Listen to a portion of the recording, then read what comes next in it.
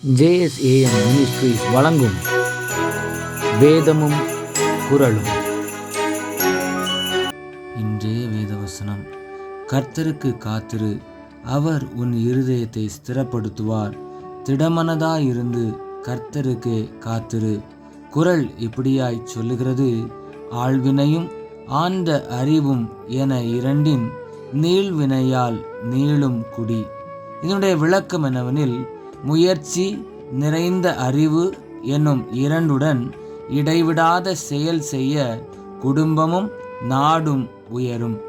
வேதவசனம் இப்படியாய் சொல்லுகிறது: ஆகையால் எனக்கு பிரியமான சகோதரரே, கர்த்தருக்குள் நீங்கள் படுகிற பிரயாசம் விருதாவாயிராதென்று அறிந்து நீங்கள் உறுதிப்பட்டவர்களாயும் அசையாதவர்களாயும் கர்த்தருடைய கிரியையிலே எப்பொழுதும் பெருகுகிறவர்களாயும் இருப்பீர்களாக.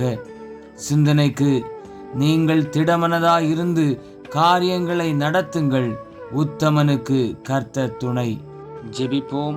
அன்பின் பரலோக பிதாவே, இந்த நாளுக்காக உமக்கு நன்றி. நாங்கள் உம்மை போல விவேகத்துடன் செயல்படவும் ஞான இருதயத்தை பெற்றுக்கொண்டு உறுதியான உள்ளத்தோடு முன்னேறி சென்று உம்முடைய நாமத்தை மகிமைப்படுத்தவும் கர்த்தர் உதவி செய்யும்.